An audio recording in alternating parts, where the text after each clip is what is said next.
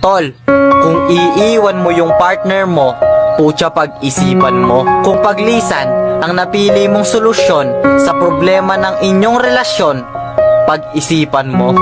Kasi kung iiwan mo siya, sa palagay mo ba magiging masaya ka?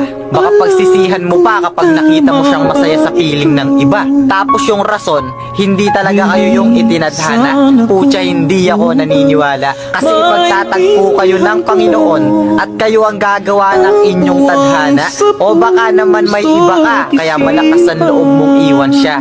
Tol, hindi nakakagwapo sa lalaki ang nag-iipon ng madaming babae. At ito lang ang masasabi ko sa inyo.